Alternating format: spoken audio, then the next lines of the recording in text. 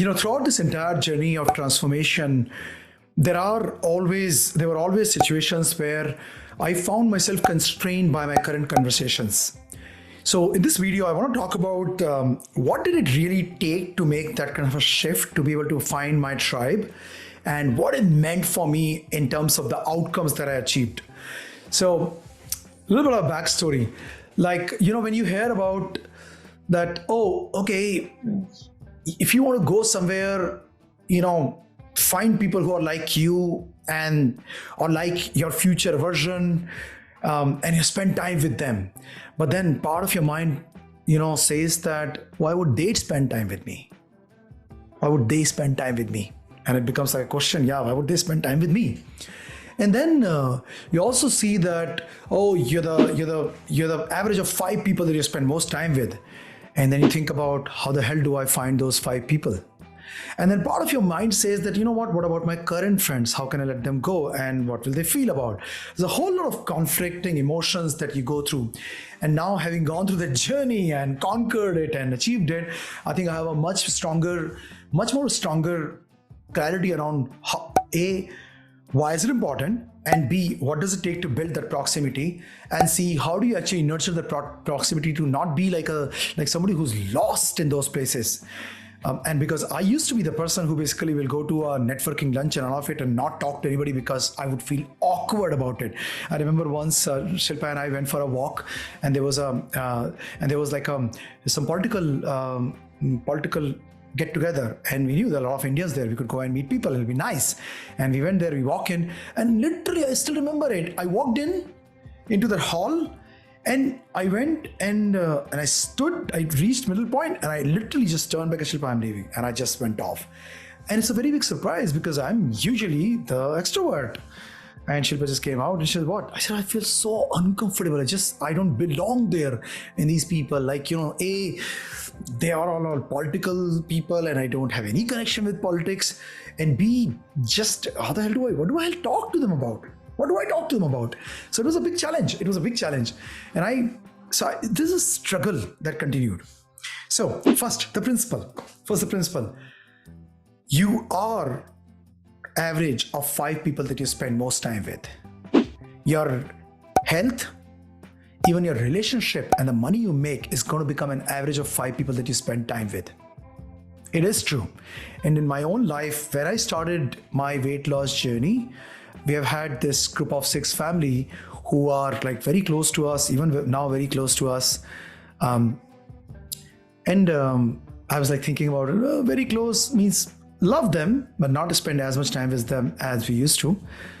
So I started my weight loss journey and I was very obsessed with that. So I would talk about the weight loss everywhere in every single opportunity. And my friends would be like, oh, stop it, man. In the beginning, they were like, you can't do it. Tumse nahi hoga. It's not possible. But then they started getting aligned with that. And in that group, 4-5 people actually lost their weight. So I became the person who basically led that because I became so clearly obsessed. And the food quality changed. There was always going to be salad after that. There's always going to be healthy food after that because that's how I kind of changed it. And then I quit my job and I started talking about life and purpose and meaning and do what you love. And at the beginning, it was like, come on, man. But then you know what? Of those people, 11 people actually worked in corporate world and one of them did not. One of them, that person eventually did find a job to a corporate world, find a way to the corporate world.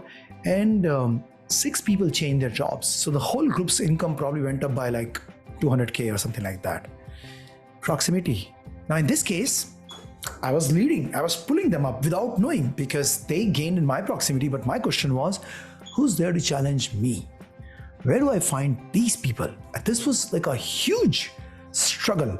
Is it going to happen from social media? Is it going to happen from meter groups?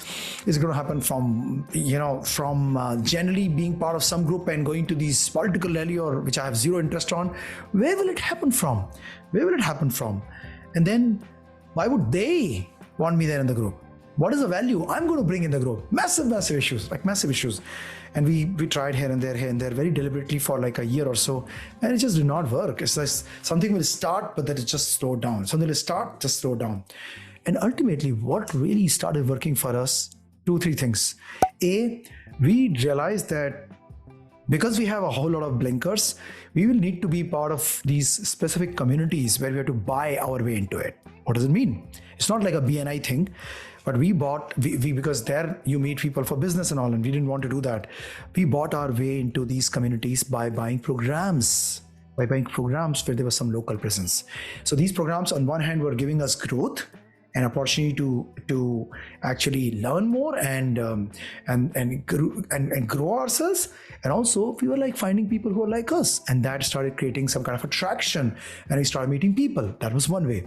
Second way is we started putting ourselves onto places like going for a singing place, or going for some kind of a networking lunch as well, or finding people with whom somehow there can be shared vision that could be created. And that became the second place where we started finding some people who we liked and started building our proximity. And one of the thing about friendship and proximity is that people put their best foot forward, and in the beginning, and later on it starts to fizzle out, and that's probably the worst way to do it. Instead of that, you go and talk and be yourself exactly how you are, and then you attract the right set of people. And that's how we gradually build our proximity, and it is more stable. It has given us a lot more, because some of these groups have came from the paid group. We are actually already having shared vision. So we are actually now with those people who actually pull us up, who will give us a kick in the backside if they have to, who will actually try to grow us at every moment. It's not like let's have a gup session and all of it, and let's talk about some stuff, and let's drink to ourselves to stupor, and and you don't get anything out of it. And you know what? Gradually, because of that, even in our current set of people, the kind of conversation that we have has changed. So the final message on that is that you build proximity by two ways. A, you find people in your own proximity who are like you, and start communicating with them, become deliberate with them. And second, you find yourself through a meetup group or through networking or whichever way, or by paid groups, and start communicating with people. That's the only way. That you can actually, unless you find those people somewhere, you're not going to just grow suddenly like that.